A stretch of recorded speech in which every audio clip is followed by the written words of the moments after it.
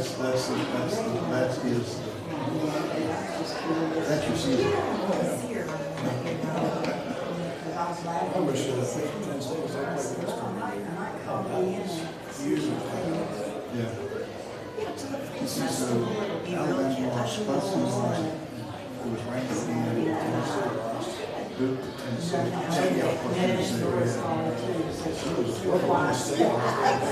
Hey, how is this, Doris? This is Doris. I love your necklace. Well, let's put it this way, it's a different picture on, you have the innocent. Of course I do. Bertha, she showed me a picture of you, but I was just telling her, I said, she was a whole lot younger than what I was imagining, in that picture, but it said Doris Ford, and it said neighborhoods. Yeah. And I said, if I'm not mistaken, if I'm remembering correctly, her hair was pretty. She was almost like that. And Leanna Smith and I were in the first and fourth grade.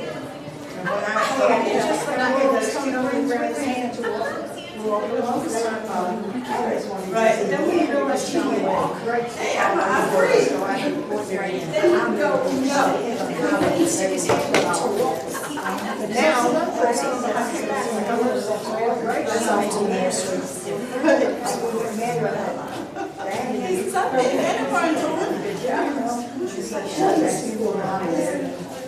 that's fine. So we're about 2.5 miles down from the church that our nurse was. So she said, Morning. How are you doing? Good. okay.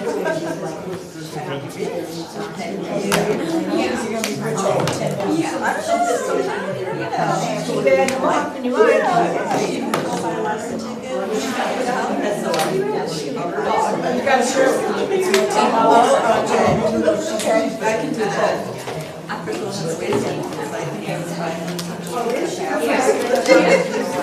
like never get one number. Yeah, I'm raising mine when it comes to family. But I have not seen her on the fourth grade. That's okay. We talking about Oh, you did, okay.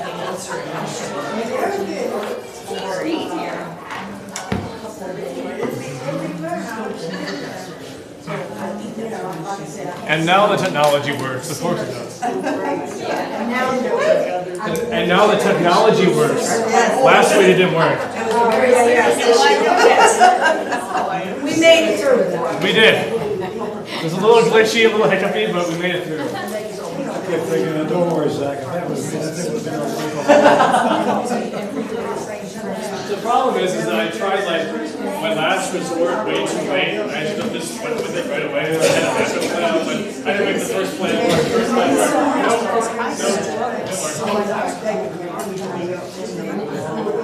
It's extremely hard.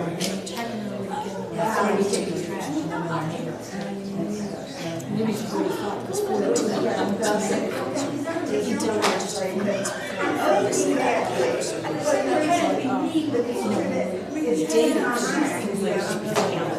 She can't. That's why I don't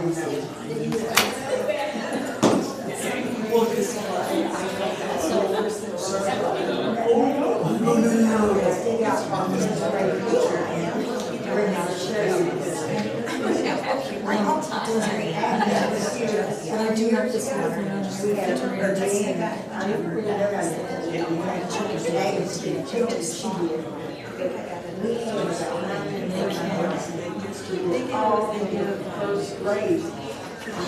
I do too.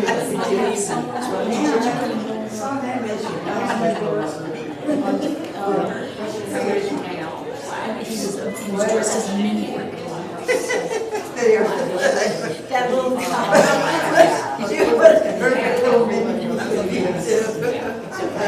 with all the little, I can see, so busy, so little this.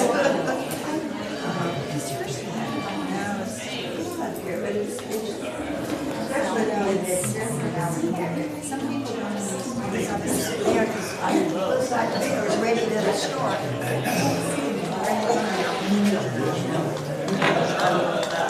he gets off the smack of his.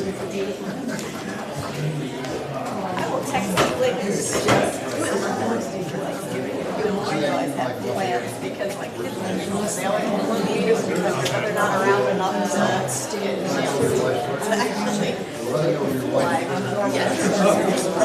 Yeah, you know, they're here, there. Thank you so much.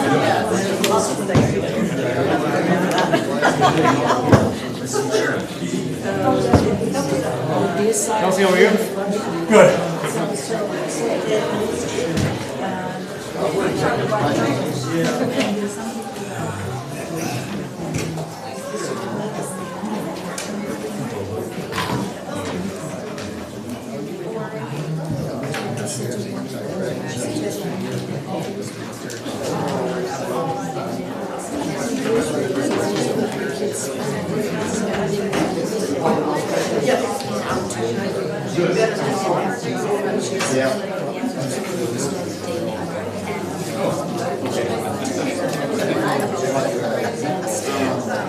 If you would like a close-up of the Bible study slides, you can see them. They're on the table back by Linda. She's holding them up. If anyone, feel free to grab one. Also, we will be using our Bibles today. And thankfully, the technology is actually cooperating, kind of. So I don't want to say that too quickly because you never know what's going to happen.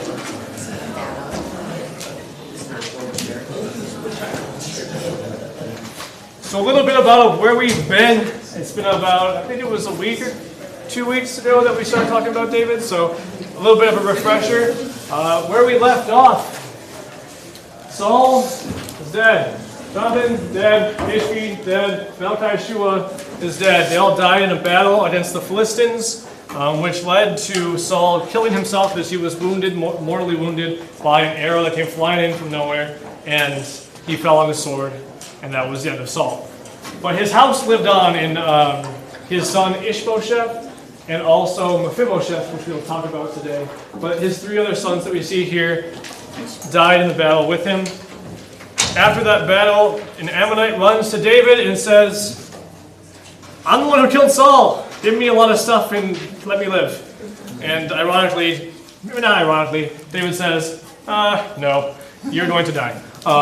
Just how dare you just kill the Lord's anointed?" So after he kills that messenger, we have a showdown between this guy, Abner. We'll go to House David real quick. And this guy, Joab, so Saul's cousin and David's nephew.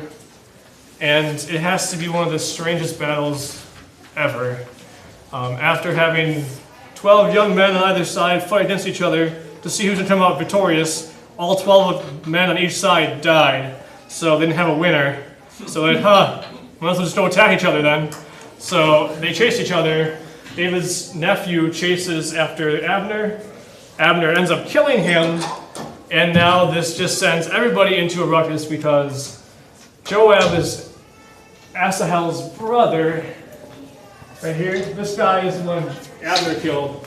And now there's just more tension between House David and House Saul. And it's now moved past David and Saul and just goes on to the extended family. Today we're going to be focusing on a little bit larger section. We'll run through it quickly and it won't be a ton. But this is almost like watching a movie. It's just like one thing after another. You're like, this can't be real. This can't be, you can't be serious. This actually happened. But it did. What we're focusing on today is the end of House Saul. So you want to turn to 2 Samuel 3. It's page 474 in the Bibles. 2 Samuel 3. I'll read selected parts from chapters 3 and 4, all the good stuff, and skip over the enumeration of names and all that. 2 Samuel 3 to 4. All right, the war between the house of Saul and the house of David lasted a long time. David grew stronger and stronger while the house of Saul grew weaker and weaker. I'm going to skip to verse 6 now.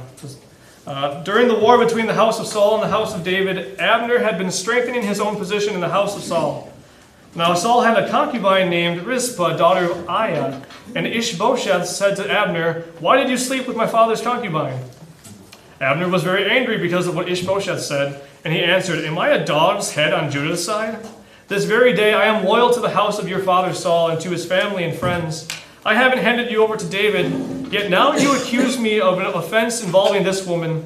May God deal with Abner, be it ever so severely, if I do not do for David what the Lord promised him on oath, and transfer the kingdom from the house of Saul and establish David's throne over Israel and Judah from Dan to Beersheba." Ishbosheth did not dare to say another word to Abner because he was afraid of him. And Abner sent messengers on his behalf to say to David, "Whose land is it? Make an agreement with me, and I will help you bring all of Israel over to you."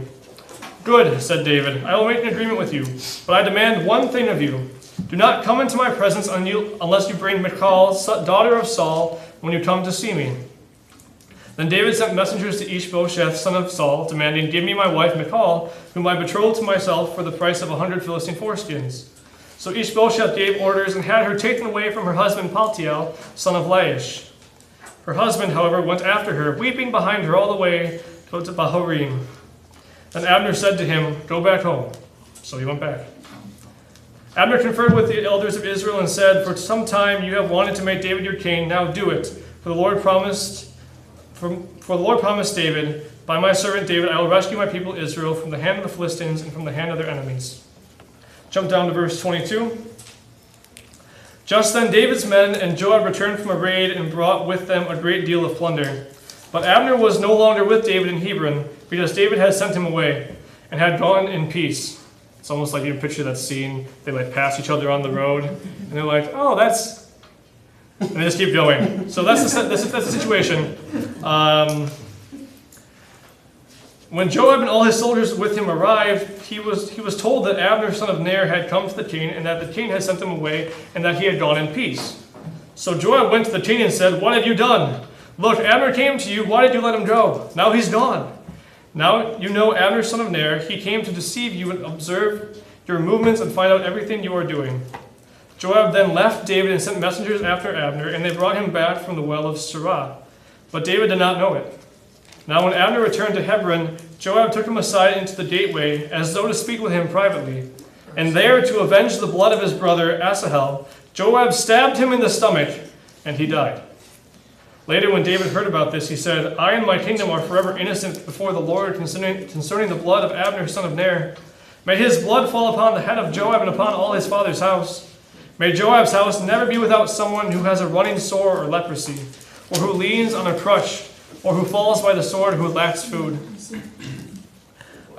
Verse 31, Then David said to Joab, all the people with him, "Tear your clothes and put on sackcloth, and walk in mourning in front of Abner." King David himself walked behind the bier, then buried Abner in Hebron, and the king wept aloud at Abner's tomb. All the people wept also. The king sang this lament for Abner.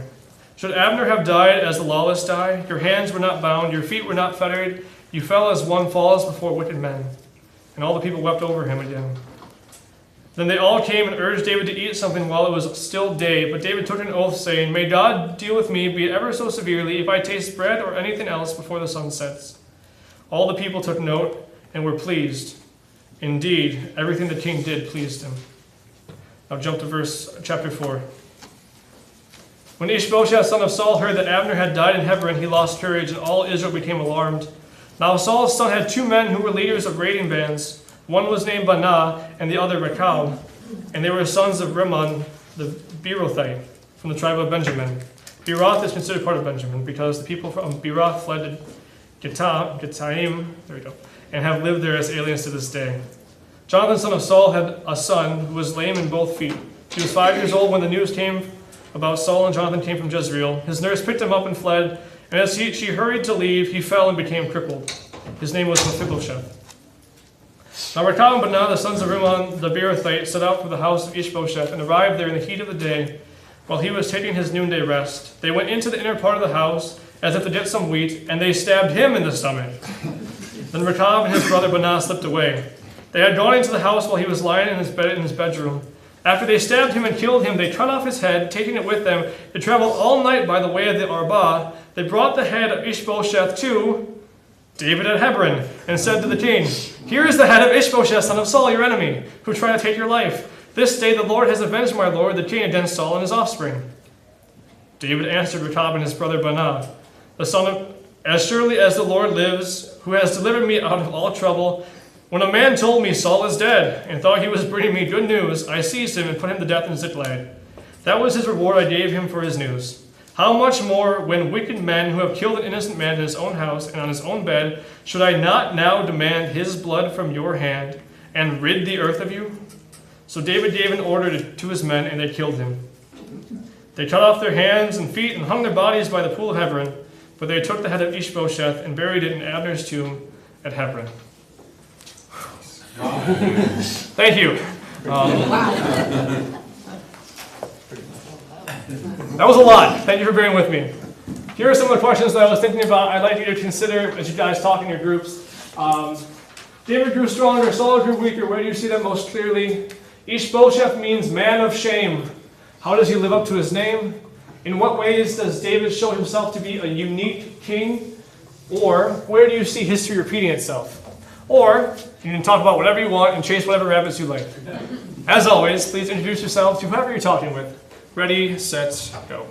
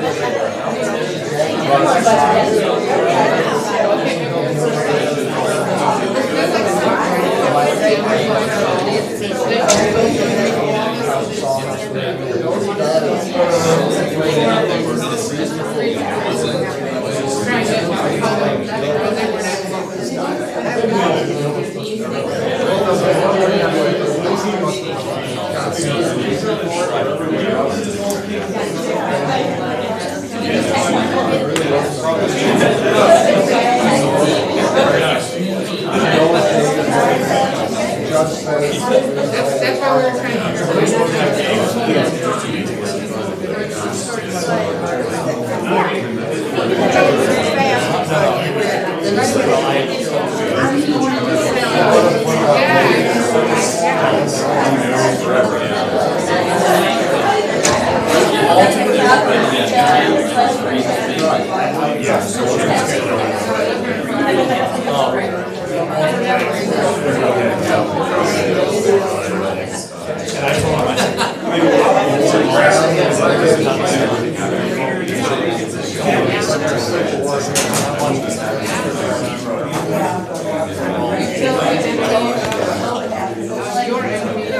Send me what might be like the playoff game.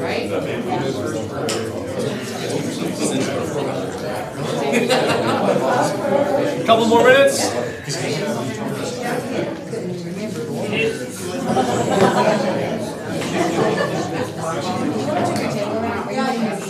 No, it's the right way, it's just got a little weird.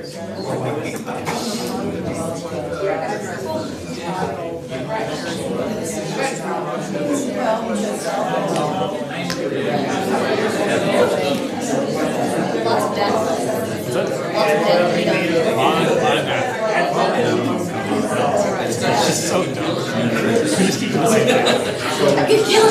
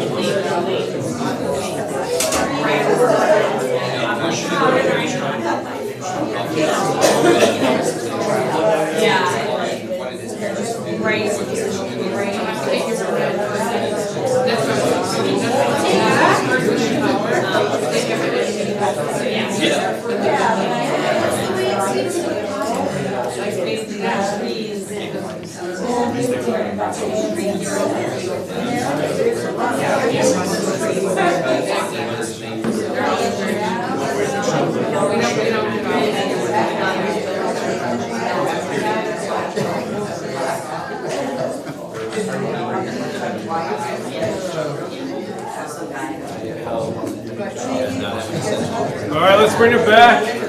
Bring it back.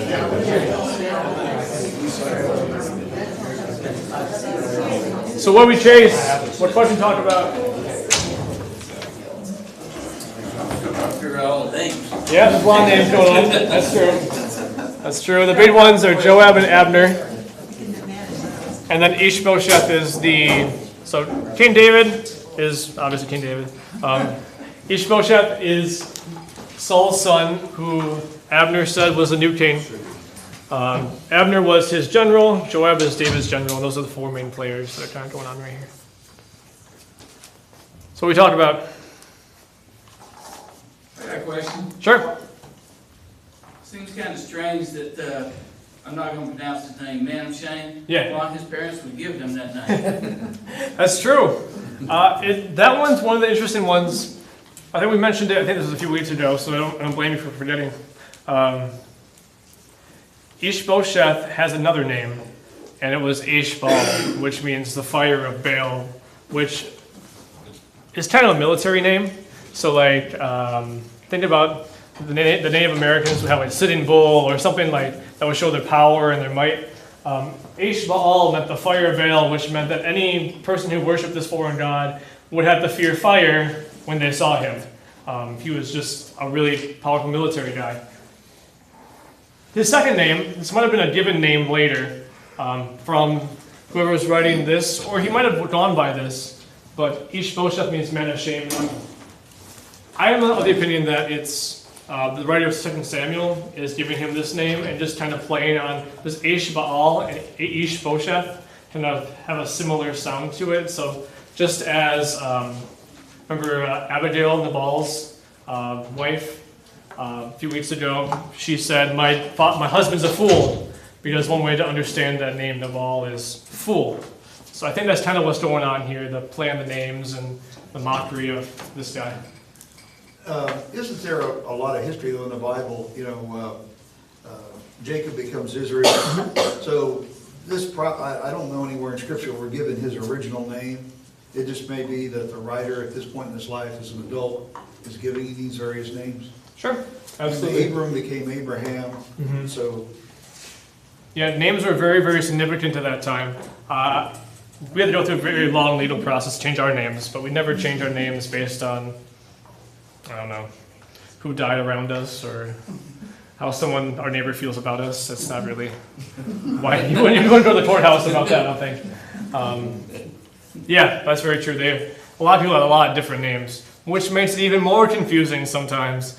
Because you read the Old Testament and you're like, who is this? And you realize that the same guy has 3 different names. But it's different culture.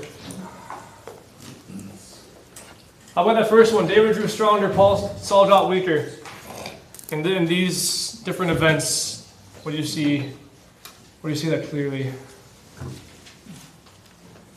Probably when Abner jumps sides. Yeah. It's never a good thing when your general goes to the other side. That might lead to some problems. Yep.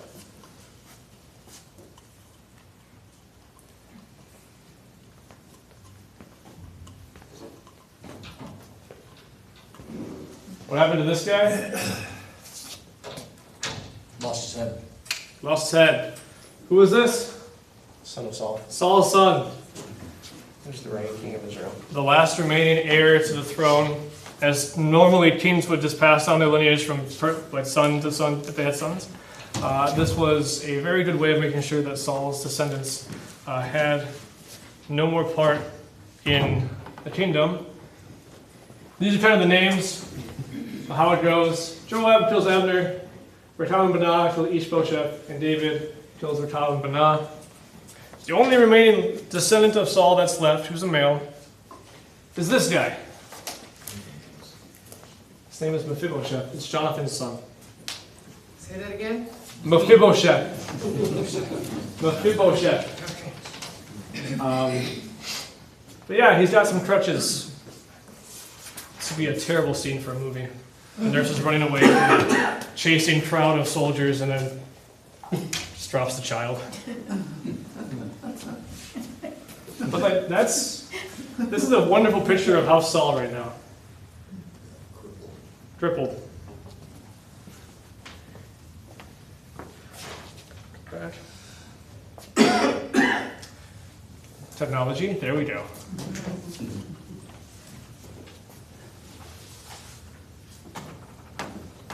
Well, the second one. Ishbosheth means man of shame. How does he live up to his name?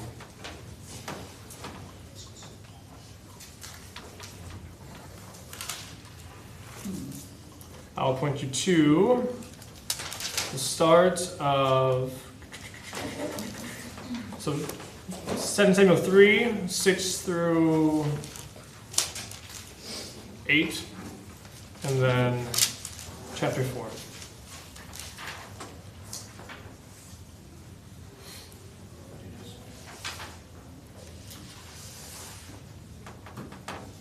He starts squabbling with his general over something that it doesn't say it was made up, but it was implied that that was just a made up event that he was doing to try to shame Abner.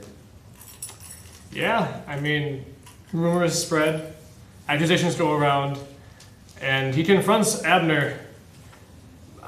Back in that, you might have heard this said that we live in a guilt-innocence culture where someone breaks the law and they go to courts and they declare guilty or not guilty. Back in those days, it was called an honor and shame culture. And what that meant is that it doesn't matter if you're guilty or not. If someone accused you of something and slandered your name, that was insulting. That was one of the worst things you could do. So when Ishbosheth comes to Abner and says, "Hey, I heard you're sleeping with my husband, my dad's concubine," that doesn't matter if he did or didn't. In Abner's eyes, that was an insult. And Ishbosheth was not very intelligent and did a very shameful thing by bringing that to Abner's attention, especially if it was unfounded. Those are one. How do all military men, think about like in the past, think about the Vikings, how do all military men want to go out? Just sword in hand. Sword in their hand. They want to go out fighting. How did Ishbosheth die? Bed. He was lying in bed in the middle of the day. The once great fire of Baal is now dead because 2 of his plunderers came in while he was sleeping and killed him.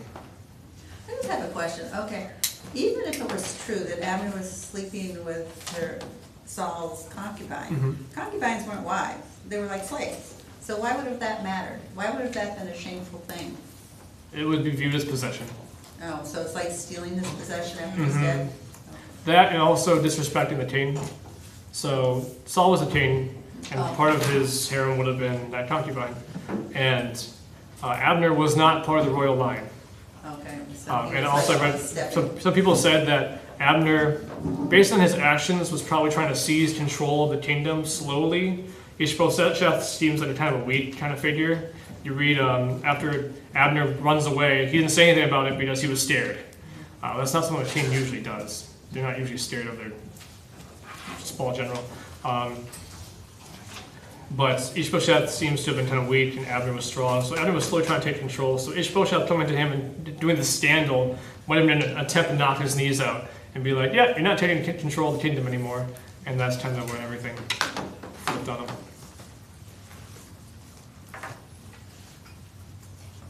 How about David? How do you see David to be a unique king?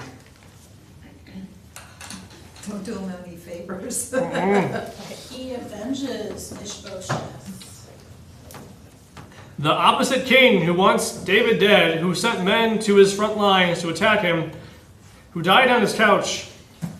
David kills the guys who killed him. That's weird. Well, he's not trying to completely destroy all of Saul's house, which, if you're fighting for kingdom stuff, that's kind of what you want to do, because you don't want any competition. Like, later on down the line, they're like, I'm actually the rightful heir. So, overall, generally, you would try to kill everybody in Saul's line, but David's not, because that's not what he's been told to do. Of course. He mourns for someone who's his enemy. He's not trying to wipe out the opposing side. If you look at, I'm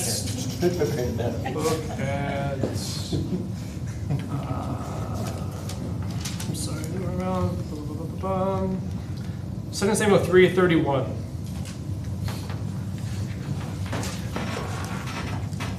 Then David said to Joab, his general, who killed Abner, tear your clothes, put on sackcloth, and walk in mourning in front of Abner.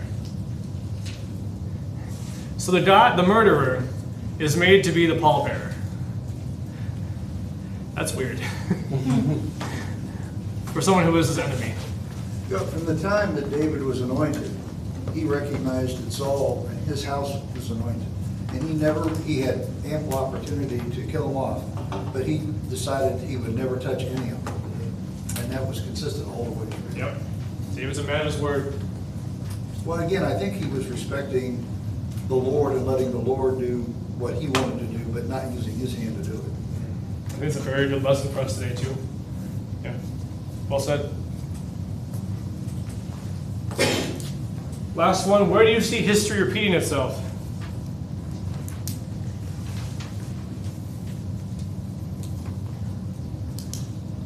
The two bearers of news that they thought David would like didn't end well.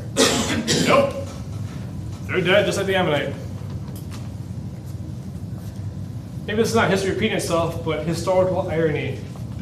How did Asahel die? Joab's brother, how did he die? Stabbed to death.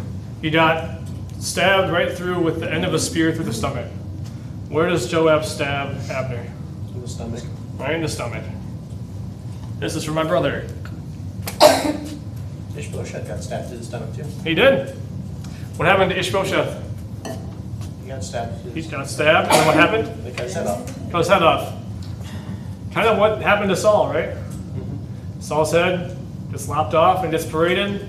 And just like Saul, David's men go into Ishbosheth to bring him back to David, and they're both buried in a very honorable way. In this picture, we'll talk about Mephibosheth a little bit later. This is actually David. Spoilers, David cares about this crippled man and puts him in his house and takes care of him. That's Jonathan's son. Jonathan obviously was David's best friend. 2 Samuel 5, David conquers Jerusalem. He now makes the city of David his. And move on to 2 Samuel 6. Thanks for dealing with me through that big section. This is a lot smaller, less names, I promise. But it just kind of needs some context, and wanted to answer what happened to Abner and Joab after that ridiculous battle. So 2 Samuel 6. David again brought together all of Israel's chosen men, 30,000 in all. He and all his men set out for Baalah of Judah to bring up there the ark of God, the name of the Lord Almighty, which is enthroned between the cherubim that are on the ark. They set the ark of God on a new cart and brought it from the house of Abinadab, which was on the hill. The reason why the Ark of the Covenant wasn't in the tabernacle anymore is because if you think back and remember, there were two evil priests who were the sons of a priest named Eli. Their names were Hophni and Phinehas. And they decided that they want to take the Ark of the Covenant out into battle and use it as a weapon. That didn't end well. The Ark of the Covenant gets captured, gets sent to Philistia. While the Ark of the Covenant is in Philistia, it gets put in a pagan temple to Dagon, this fish-like god, the god of the sea. And when they wake up the next morning, they go into the temple, and the statue itself of Dagon has fallen to the ground, bowing down before the Ark of God. Its hands are broken off, and its head's broken off. Everything else is intact. So they're like, that's not good. But they're like, we'll keep it anyway. Time goes on, and they get these tumors on their body, and they said, okay, we're getting this out of here. So they took a donkey, put a cart on it, took a whip, hit the donkey's butt, and it went with the cart. There was no driver, and the donkey just made its way back to Israel. When they grabbed the cart and they found the Ark of the Covenant, they didn't take it back to the tabernacle anymore. They put it in this guy's house whose name is Abinadab, so that's why it's kind of not where it's supposed to be. Verse 4, they put it on a new cart with the Ark of God on it, and Ahio was walking in front of it. David and the whole house of Israel were celebrating with all their might before the Lord, with songs and with harps and lyres, tambourines, sistrums, and cymbals. When they came to the threshing floor of Nacon, Uzzah reached out and took hold of the Ark of God because the oxen had stumbled. The Lord's anger burned against Uzzah because of this irreverent act. Therefore God struck him down, and he died there beside the Ark of God. That's one way to ruin a worship service. And there he goes. Then David was angry because the Lord's wrath had broken out against Uzzah to this place. That place is called Perez Uzzah, which means the death of Uzzah. David was afraid of the Lord that day and said, how can the ark of the Lord ever come to me? He was not willing to take the ark of the Lord with him to the city of David, that is Jerusalem. Instead, he took it aside to the house of Obed-Edom. The ark of the Lord remained in that house for 3 months, and the Lord blessed him and his entire household. Now King David was told, the Lord has blessed the household of Obed-Edom and everything he has, but is the ark of God. So David went down and brought the ark of God from the house of Obed-Edom to the city of David, rejoicing. When those who were carrying the ark of the Lord had taken 6 steps and sacrificed a bull and a fattened calf, David, wearing a linen ephod, danced before the Lord with all his might, while he and the entire house of Israel brought up the ark of the Lord with shouts and the sound of trumpets. As the ark of the Lord was entering the city of David, Michal's daughter of Saul watched from a window. And when she saw King David leaping and dancing before the Lord, she despised him in her heart. They brought the ark of the Lord and set it in its place inside the tent that David had pitched for it, and David sacrificed burnt offerings and fellowship offerings before the Lord. After he had finished sacrificing the burnt offerings and the fellowship offerings, he blessed the people in the name of the Lord. Then he gave a loaf of bread and a cake of dates and a cake of raisins to each person in the whole crowd of Israelites, both men and women, and all the people went to their homes. When David returned home to bless his household, Michal, daughter of Saul, came out to meet him and said, how the king of Israel has distinguished himself today, disrobing in the sight of the slave girls of his servants, as any vulgar fellow would do. David said to Michal, it was before the Lord who chose me rather than your father, or anyone from his house, when he appointed me ruler over the Lord's people Israel. I will celebrate before the Lord. I will become even more undignified than this, and I will be humiliated in my own eyes. But by these slave girls you spoke of, I will be held in honor. And Michal, daughter of Saul, had no children to the day of her death. Some more questions. This one's a little bit shorter, thankfully. Why do you think David wants to bring the ark to Jerusalem? What went wrong with the first ark procession? What's up with Michal? I thought she loved David. React to David's worship service. And so, should we be dancing in church? We have about 3 or 4 minutes for this one, and we'll talk for 5 minutes, and then I'll let you guys go. Ready, set, go.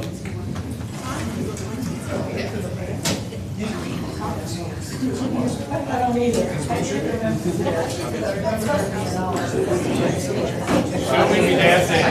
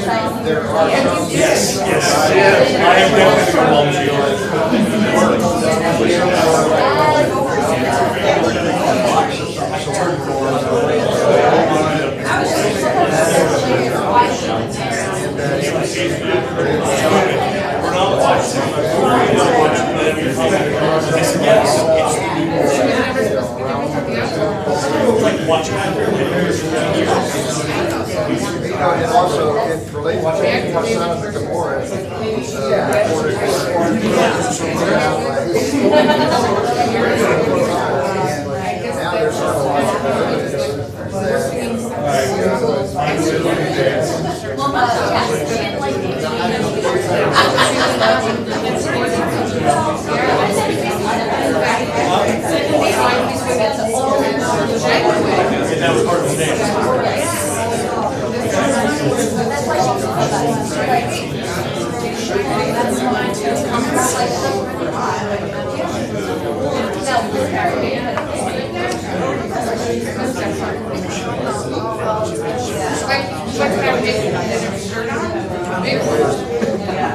Doesn't that have makeup? What would you call it? Shirtless. We're used to people doing that all the time. It's a beach. I can't imagine a king doesn't take off his shirt and take a shower. If he's at the pool.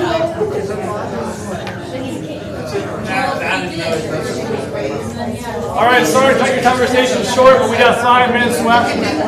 I just talk about this one. So what rabbits? What were the rabbits? Any of those that are up there? Yes.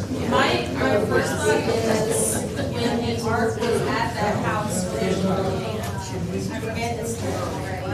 That first house where it got taken from before that disaster was there. Why didn't it get taken back to Jerusalem that first time? Great question. When the ark was first taken and it wasn't brought back, that was the time during the Judges. And where every man did as he saw fit.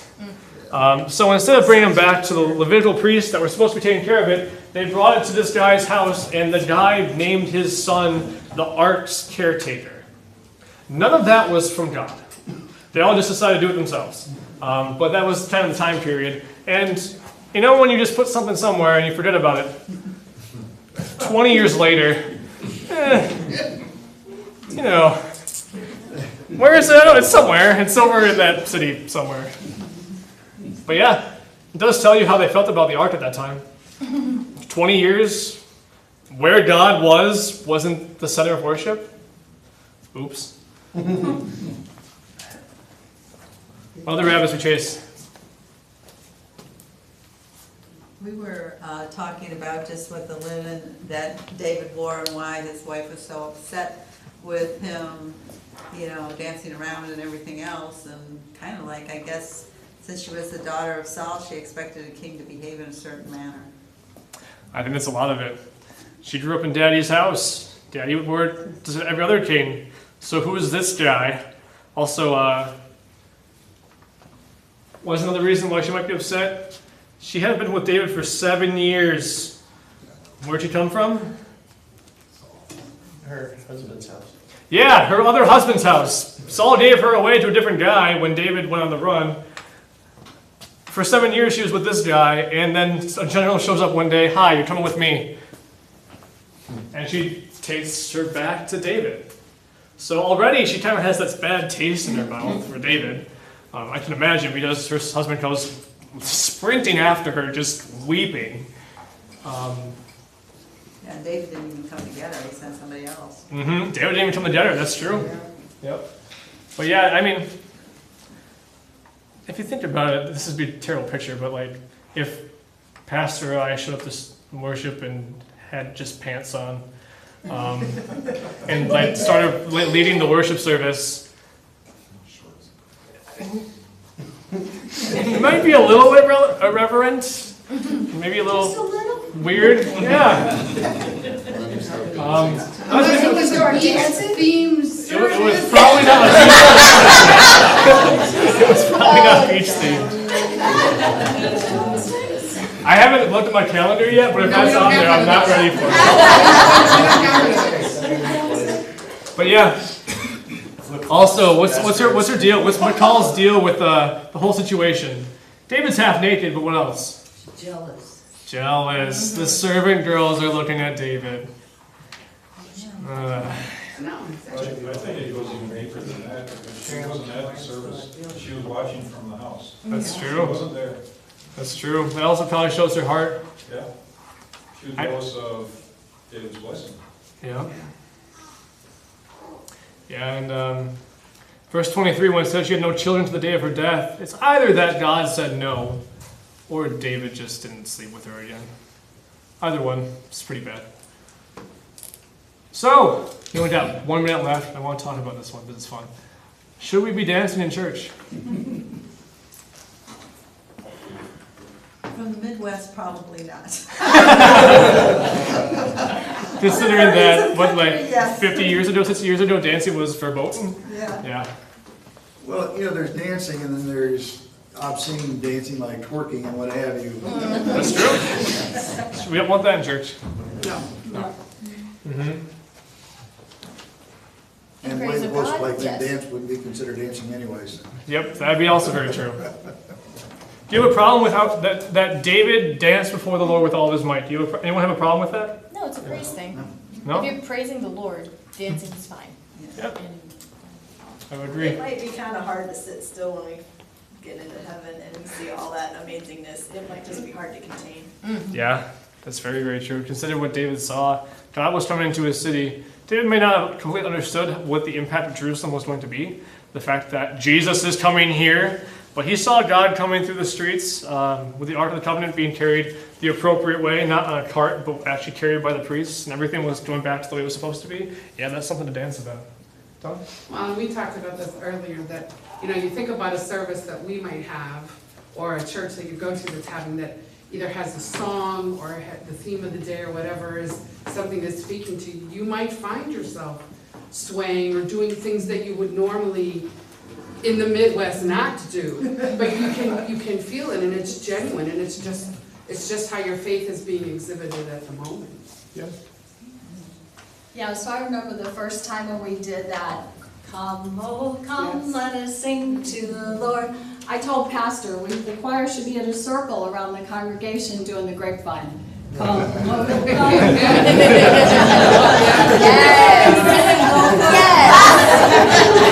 Love it. And seriously, sometimes, yes, the music does evoke that kind of Absolutely. in you, and so. I think both those comments about the Midwest thing, even though it's kind of a joke, it's kind of telling culturally.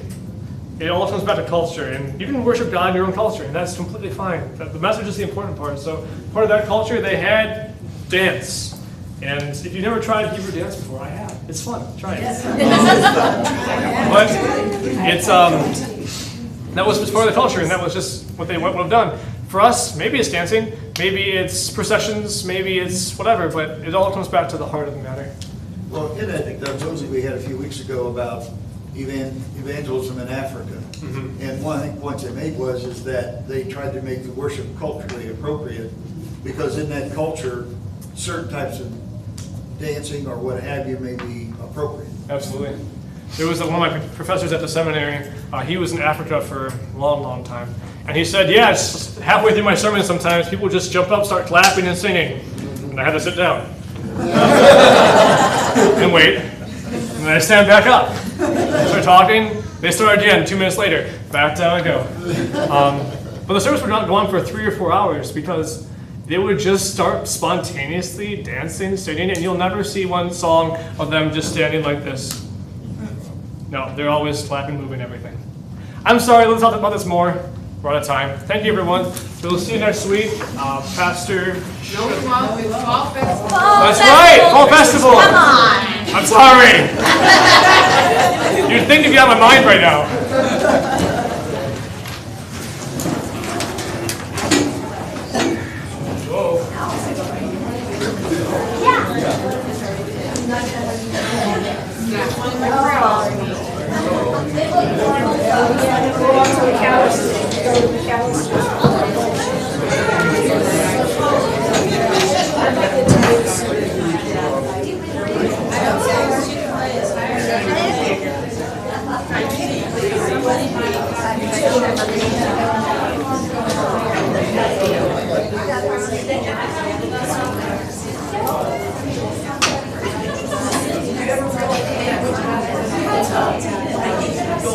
Thank you.